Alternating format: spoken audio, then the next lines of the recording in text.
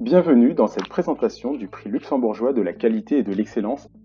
Le prix luxembourgeois de la qualité et de l'excellence est décerné par le ministère de l'économie et organisé par le mouvement luxembourgeois pour la qualité et l'excellence. Le prix s'appuie sur une philosophie. Cette philosophie, c'est d'être accessible et adapté aux organisations de toute taille et de tout secteur d'activité. C'est également le reflet d'un niveau atteint et un signe de reconnaissance fort de la performance de l'organisation. C'est une expérience importante pour motiver les collaborateurs autour d'un projet commun. Il s'agit en fait d'une mesure, d'une photographie à un instant T de l'organisation. Mais c'est aussi un œil extérieur et bienveillant.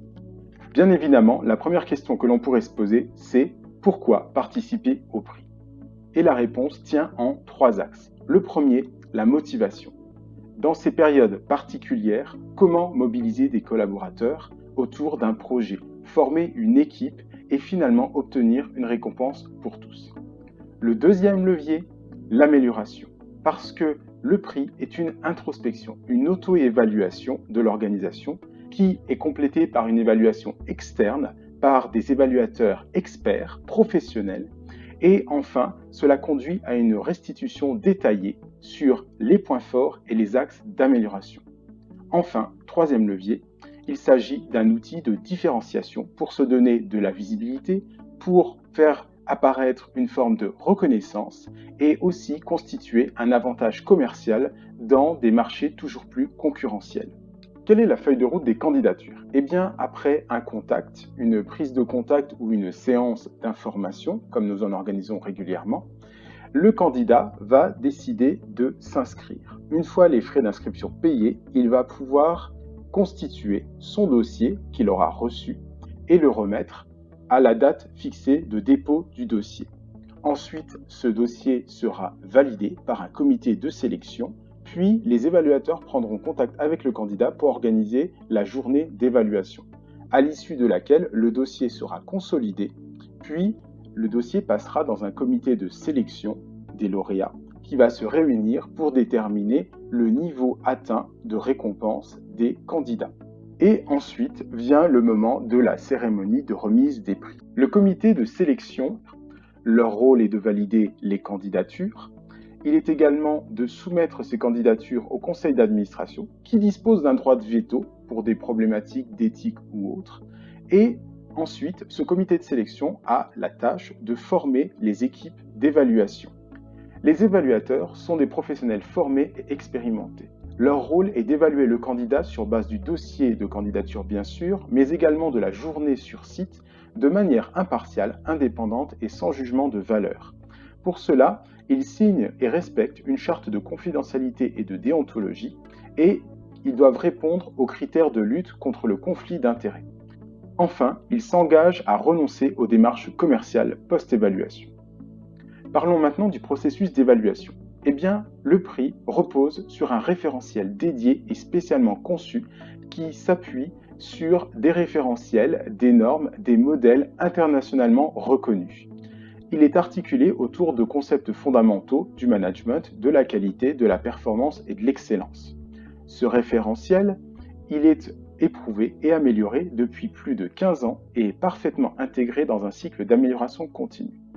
Le processus en lui-même inclut une évaluation externe, neutre et objective, par des professionnels experts qu'ils sont recrutés et formés au référentiel régulièrement. Le bilan qui est fourni est objectif et qualitatif pour l'organisme, soulignant à la fois ses points forts et relevant ses axes d'amélioration. Il est important de garder en mémoire certaines clés de réussite. La première, c'est toujours de participer à la séance d'information annuelle, qu'elle soit organisée de manière groupée et publique ou que la présentation soit réalisée au sein même de l'organisation. Ensuite, il est important de nommer un pilote interne, la personne qui va assurer le lien entre tous les éléments du dossier. Il est également impératif de bien définir le périmètre, et notamment vis-à-vis des processus externalisés, par exemple lorsque des entreprises utilisent des services qui sont mutualisés à l'échelle d'un groupe et qui doivent alors les considérer comme des processus externalisés et maîtrisés au même titre que n'importe quelle autre prestation confiée à un prestataire externe. Il est également important de faire participer toutes les parties prenantes à l'élaboration du dossier, mais de consolider le tout de façon à garantir la continuité des informations à la manière d'un fil rouge. C'est en fait le pilote interne qui doit raconter l'histoire de son organisation et d'assurer que chaque élément qui est fourni par les différents intervenants aura une cohérence dans un tout homogène. Il est également important de garder à l'esprit que le référentiel du prix conduit à une évaluation et non pas à un audit. Il n'y a donc pas de notion de conformité. Il ne s'agit pas de répondre à des prescriptions, mais de répondre à des questions, un questionnement sur l'organisation, sur son fonctionnement et sur sa finalité. Rappelons également que l'évaluation a un caractère d'échantillonnage. Il est impossible dans le temps imparti de voir tout de manière exhaustive. Les évaluateurs qui interviennent passent plusieurs jours à analyser le dossier de candidature, puis passent une journée sur site et passent encore quelques jours à intégrer, à analyser et à synthétiser les données de l'analyse du dossier et de l'évaluation sur site, ce qui représente plusieurs jours de travail continu. C'est pourquoi il est nécessaire de garder une durée contenue. Un autre point qui dépend là plus du candidat lui-même, c'est l'esprit de synthèse et la capacité à choisir des éléments significatifs et surtout pertinents. Ce sont là les facteurs clés de succès pour la qualité du dossier et le processus d'évaluation. L'idée n'est pas de mettre des documents de manière exhaustive faisant plusieurs centaines de pages, mais de choisir les éléments qui mettront en relief le fil rouge de la vision, de la stratégie, du management et du modèle de management de l'organisation. Passons au dossier de candidature à proprement parler, sa structure et la façon de le compléter. Le dossier de candidature commence par un portrait du candidat, de son organisation et de son marché. Pour cela, il est demandé au candidat de préciser un certain nombre d'éléments sur son organisation, le secteur d'activité, l'effectif en équivalent temps plein, le chiffre d'affaires ou le budget selon les cas, la date de création ou de fondation, les éventuels sites web et réseaux sociaux, s'il s'agit d'une filiale et préciser la maison mère, et les langues de travail. Ici, les langues de travail ne servent pas à savoir quelles sont les langues parlées, mais à préparer notamment le dossier de candidature, les évaluateurs et la journée d'évaluation en vue de prendre en compte les contraintes de langue. Concernant le marché, il est intéressant de préciser pour le candidat à l'attention de l'équipe d'évaluation son marché, c'est-à-dire le descriptif des produits et services qu'il fournit, les types de clients clés, clients ou autres, cela peut être des usagers, cela peut être des patients, tout dépend de son domaine d'activité, les types de fournisseurs clés, les autres partenaires qui peuvent être pertinents à connaître pour le dossier d'évaluation et également le type de concurrence. Vient ensuite un troisième volet, celui de la stratégie, et c'est un des points cruciaux. Il s'agit pour le candidat de définir, formaliser et de manière synthétique les missions et les activités de l'organisation, de mettre en avant la vision de la direction, de mettre des mots, des termes, de la formaliser et les valeurs de l'organisation. C'est-à-dire qu'il y a là les premières pierres du fil rouge qui va être déroulé durant tout le dossier de candidature. Il est également important de préciser certains éléments comme les distinctions, prix et autres labels et certifications obtenus. Préciser ces éléments va faciliter le travail des évaluateurs et tous ces éléments vont créer le contexte qui est essentiel pour donner le cadre de lecture aux évaluateurs et de là va découler les fils rouges sur lesquels ils vont s'appuyer pour dérouler l'évaluation. Ensuite, il y a un certain nombre d'informations complémentaires à produire qui sont plus de l'ordre organisationnel, notamment pour l'évaluation sur site. Il s'agit notamment de préciser s'il est nécessaire de disposer d'habilitations spécifiques pour pénétrer dans certains lieux ou des périodes d'indisponibilité par rapport aux activités de l'organisation, notamment en été, ce qui permettra aux évaluateurs d'organiser au mieux les rendez-vous. Il est important également de joindre au dossier certains éléments, dont l'organigramme, la cartographie et l'interaction des processus si elle existe, un logo de l'organisme et 2 photos qui serviront notamment pour le dossier de presse, le cas échéant, et la communication sur les réseaux sociaux et les supports, notamment lors de la cérémonie de remise des prix. Parlons maintenant de l'évaluation du dossier. Et le premier volet, c'est la qualité du dossier. la qualité des dossiers est évaluée sur 100 points, plusieurs critères. Le premier sera la complétude. C'est un terme transparent, mais il est attendu que le portrait du candidat soit explicite, qu'il y ait une réponse aux différentes questions qui doivent être abordées, et il doit exister au moins des résultats pour les thèmes obligatoires, les questions obligatoires dans les critères de résultats sur une période d'au moins 3 ans. Ce point est important, notamment en termes de comparabilité et d'évolution, donc d'analyse de tendance. Le deuxième point, c'est l'aspect synthétique, et cela a déjà été dit, il est important d'être clair et concis et de sélectionner les éléments les plus pertinents. Pour cette raison, les champs de réponse, que ce soit dans les critères facteurs ou dans les critères résultats, sont limités à 2500 caractères. Il existe cependant une marge tolérée de 2750 caractères, c'est-à-dire une marge de 10%. Troisième point, la clarté et la lisibilité.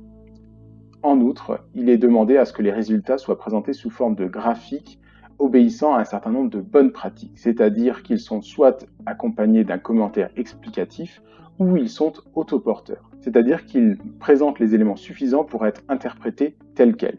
Titre, unité, légende, échelle, etc. L'usage d'abréviations ou de jargon propre au candidat doit être limité ou explicité. Il est possible, par exemple, d'intégrer une table des abréviations. En cas de fourniture de documents annexes, le candidat verra à les rattacher aux questions concernées et également à justifier la raison de leur présentation si cela est nécessaire. Point suivant, la cohérence des informations. Il est essentiel que les informations présentées d'un critère à un autre se complètent, qu'il n'y ait pas d'incohérence majeure, que ce soit dans les facteurs ou dans les résultats. Dernier point, le respect des délais. Il convient que le dossier et l'ensemble des documents et informations requis soient fournis dans les délais impartis. Parlons maintenant de la structure du dossier. Le dossier aborde différents thèmes. Tout d'abord, stratégie, vision et mission dans la partie de portrait du candidat. Puis vient la partie des facteurs. Les facteurs sont les pratiques professionnelles de l'organisation. Leadership, stratégie, personnel, ressources et processus clients, produits et services. À cela s'ajoutent les résultats, qui sont en fait les résultats effectifs avec des tendances sur 3 ans pour la comparabilité et l'évolution. Et il s'agit ici des résultats par rapport aux clients, au personnel, à la collectivité et aux activités. Tout ça dans le but de produire un dossier complet qui permettra de justifier que l'organisation est capable de réaliser avec succès ses missions en cohérence avec sa vision, sa stratégie et dans l'intérêt de ses parties intéressées, ce fameux fil rouge. Considérons l'aspect pratique sur le chapitre des facteurs. La structure est toujours la même, quel que soit le facteur. Une première partie va reprendre le nom du critère, par exemple le leadership. Ensuite, il y aura une description générale du critère qui permet de contextualiser, puis vient le thème ou la question sur le critère. Cette question est assortie d'un champ de réponse et d'un champ qui permet de faire référence à des annexes. Lorsque ces éléments sont complétés, il convient de procéder à l'évaluation. Cette évaluation est constituée d'éléments avec une liste déroulante aux résultats prédéfinis. À savoir que pour chacun des facteurs et pour chacun des résultats, un sous-dossier du dossier de candidature est présent pour permettre de classer plus facilement les annexes. Quelle est la méthode pour répondre aux facteurs? Eh bien, cette méthode s'appuie sur la route Deming, le PDCA ou Plan Do Check Act. L'évaluation d'un critère se fait toujours sur 100 points selon ces 4 dimensions. Tout d'abord, le plan. Des pratiques existent et sont définies, c'est-à-dire que le candidat peut répondre de manière évidente à 3 paramètres. Cela aborde l'entièreté du critère, c'est basé sur les besoins des parties prenantes et cela soutient la stratégie et est cohérent avec les autres processus. Vient la deuxième dimension, le do. Les pratiques sont déployées, c'est-à-dire qu'elles sont déployées partout où cela est nécessaire, que leur déploiement est planifié, que les pratiques sont outillées et que les acteurs mettant en œuvre les pratiques sont compétents et informés. Troisième dimension, check. Les pratiques sont évaluées. Le déploiement, l'efficacité ou l'efficience des pratiques doit être évaluée et les résultats présentés sont cohérents avec les pratiques. Enfin, dernière étape de la route Deming, acte. Les pratiques sont améliorées. Sur base de ce qui est présenté, il est possible de montrer qu'à partir des évaluations, les pratiques sont améliorées. Pour chacune de ces dimensions, le candidat pourra attribuer une partie ou la totalité des points en fonction de son appréciation. Concernant la partie résultat, c'est à peu près la même chose, à savoir qu'il y a un nom de critères, par exemple les résultats clients, à nouveau une description générale de ce critère, une question qui est cohérente avec ce critère, une ou plusieurs questions d'ailleurs, un champ de réponse, un champ pour faire référence à des annexes, et enfin l'évaluation. Et c'est sur le point de l'évaluation qu'il y a cette fois-ci des différences.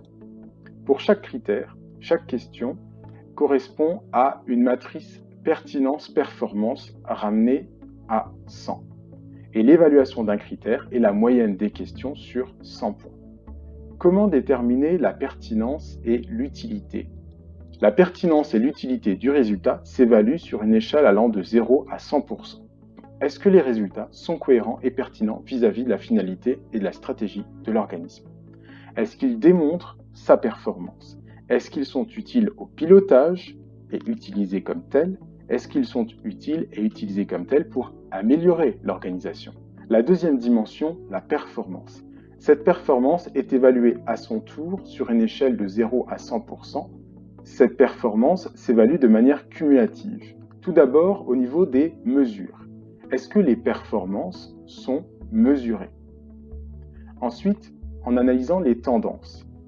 Nous l'avons déjà dit, il est important d'avoir des tendances positives et durablement bonnes sur au moins 3 ans. Troisième point, les cibles. Des objectifs pertinents sont fixés et régulièrement atteints. Quatrième point, les comparaisons. Des comparaisons externes pertinentes sont faites et sont favorables, c'est-à-dire qu'il y a du benchmarking. Pour résumer, les facteurs sont au nombre de 5 et sont évalués chacun sur 100 points, soit un total de 500 points. Les résultats, quant à eux, sont au nombre de 4 et sont évalués aussi chacun sur 100 points, soit un total de 400 points. Le candidat ne s'évalue pas sur la qualité de son dossier, c'est réservé aux évaluateurs. Ainsi, le candidat s'auto-évalue sur 900 points et les évaluateurs cotent le dossier du candidat, quant à eux, sur 1000 points. À l'issue du dossier de candidature et du processus d'évaluation, le candidat peut se voir remettre un prix. Il est important de noter qu'il ne s'agit pas d'une compétition. Ainsi, il peut y avoir plusieurs candidats sur la même marche, c'est-à-dire sur le même niveau pour une même récompense. Mais un seul candidat parmi tous les Gold recevra l'Excellence Award, parce que cette récompense permet parmi les niveaux les plus hauts de récompenser un candidat qui s'est distingué par une pratique, une philosophie particulière, ce que l'on pourrait appeler la cerise sur le gâteau. Il était excellent comme les autres, mais il y a eu quelque chose qui a été le petit truc en plus. De manière ultérieure à la cérémonie, les évaluateurs vont préparer un dossier de restitution à l'attention du candidat. Cette restitution est proposée au candidat s'il le souhaite, et elle se structure selon les 9 critères, c'est-à-dire les 5 facteurs et les 4 résultats, selon un fil rouge. Ce fil rouge, ce sont les 8 concepts fondamentaux de l'EFQM, un modèle de management internationalement reconnu, qui est donné ici à titre d'illustration.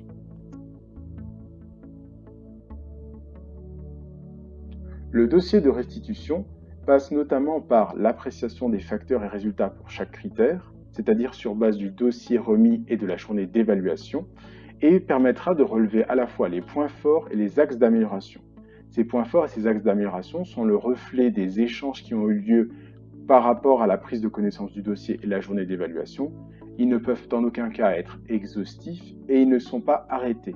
C'est-à-dire que le candidat peut prendre du recul sur les axes d'amélioration pour évaluer leur pertinence et leur importance. Outre ces points forts et ces axes d'amélioration, le dossier de restitution présente une synthèse de l'évaluation dans son ensemble. Et cette synthèse est également complétée par un benchmark entre les candidats de la même édition, à savoir que le candidat va pouvoir se positionner par rapport à la note la plus haute obtenue pour chaque critère, la note la plus basse et la moyenne.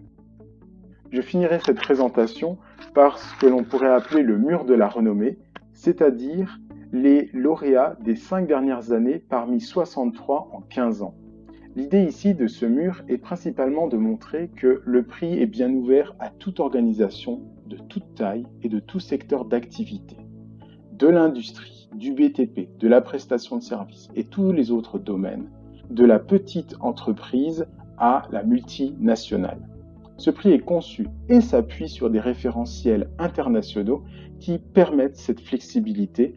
Pour résumer quelques points clés de cette présentation, rappelez-vous que le prix, c'est 15 ans d'existence, 63 candidats qui ont été récompensés.